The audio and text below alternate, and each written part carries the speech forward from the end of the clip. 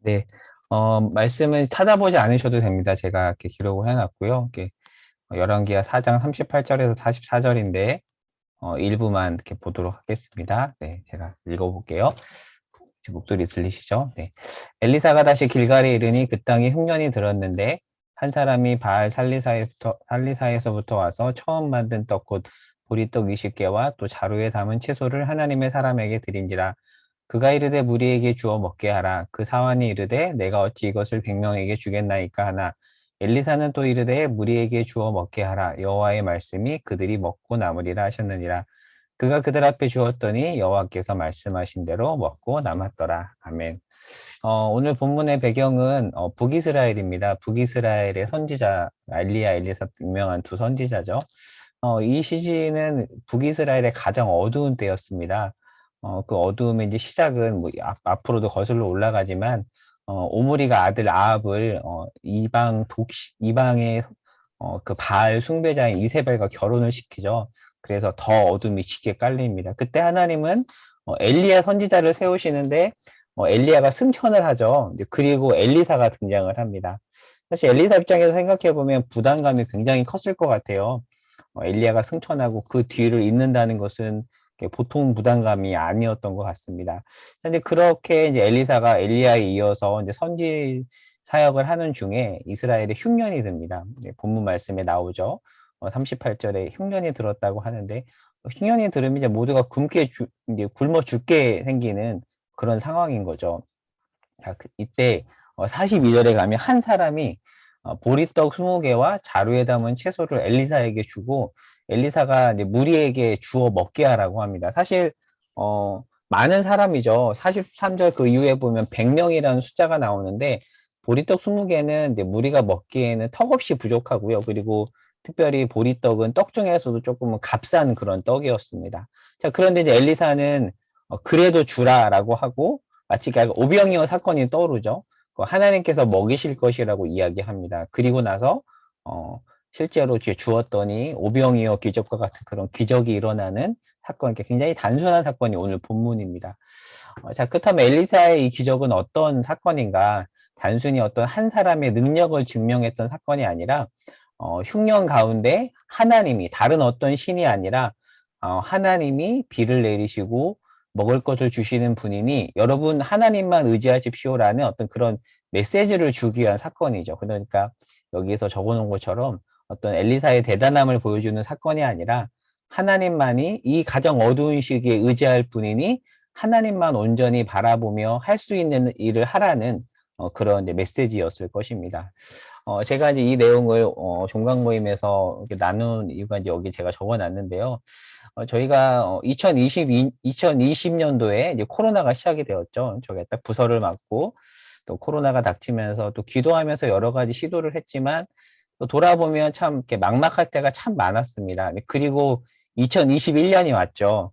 사실 그 전만 해도 1년이 지나면 괜찮아질 거라고 생각이 됐지만 상황은 반전되지 않았고 또 막막함을 끌어안으며 보냈습니다. 그런데 이제 그런 중에 제가 한 강의를 들었는데 한 목사님의 어떤 글이 너무 저에게 도전이 되고 은혜가 되었어요. 오늘 본문에 관한 말이었는데 제가 한번 그대로 적어봤습니다. 한번 제가 읽어볼게요. 작아 보이고 그렇게 한다 해도 상황을 반전시킬 수 없을 것 같아도 내가 드릴 수 있는 것 드리고 기도해야 하지 않을까요?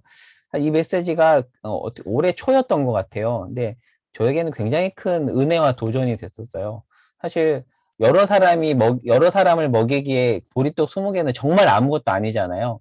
그래서 그것을 드린다고 해도 상황이 전혀 반전될 것 같지 않아도 그래도 하나님을 신뢰함으로 내가 드릴 수 있는 것을 드리면서 내가 기도해야 되지 않을까. 그것이 지금 이 상황에서 내가 할 수 있는 일이지 않을까라는 생각을 하면서 또 2021년 한 해를 보냈던 것 같습니다. 한 해 동안에 참 작아 보이고 그렇게도 상황을 반전시킬 수 없을 것 같아도 묵묵히 하나님 앞에 배우며 할 수 있는 일을 하기로 하면서 그렇게 하면서 시작했던 것도 날마다 말씀을 나누는 거였고 그런 식의 어떤 작은 것들을 했던 것 같아요. 그런데 참 돌아보니까 참 조금씩 조금씩 하나님이 부어주신 은혜가 있었던 것 같습니다.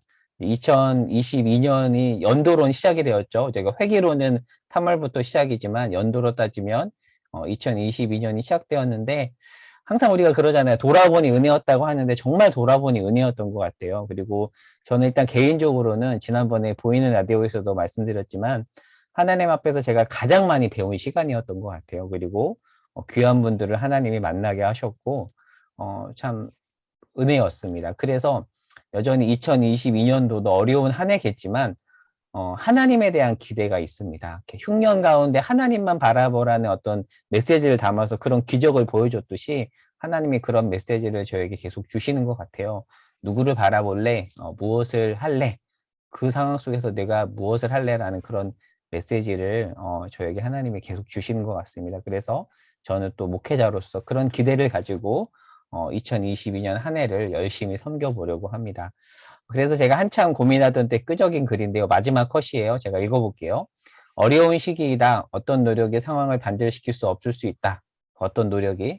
그래도 누군가는 엘리사 때의 한 사람처럼 묵묵히 자신의 일을 감당해야 된다. 그렇게 어려운 때 하나님 앞에 순종한 사람이 있었다.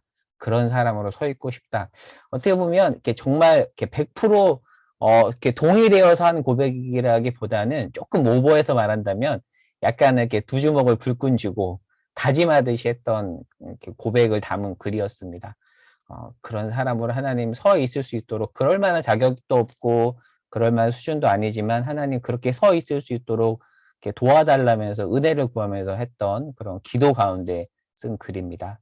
오늘 이제 총회이죠. 종강이자 총회인데 함께 우리 모두 하나님 안에서 또 서로 격려하며 배워가는 한 해가 되었으면 좋겠고요.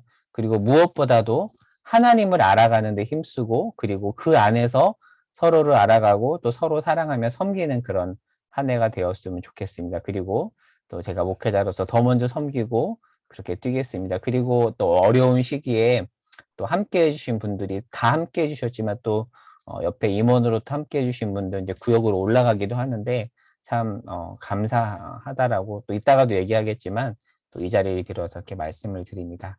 네, 여기까지 하고 마치겠습니다. 제가 기도하겠습니다. 하나님 모든 것이 은혜입니다. 돌아보니 정말 은혜입니다. 하나님 여전히 어려운 시기를 보내겠지만 하나님이 이 모든 상황의 주인이심을 믿으며 또 믿음으로 나아가기로 하나님 앞에 다짐합니다.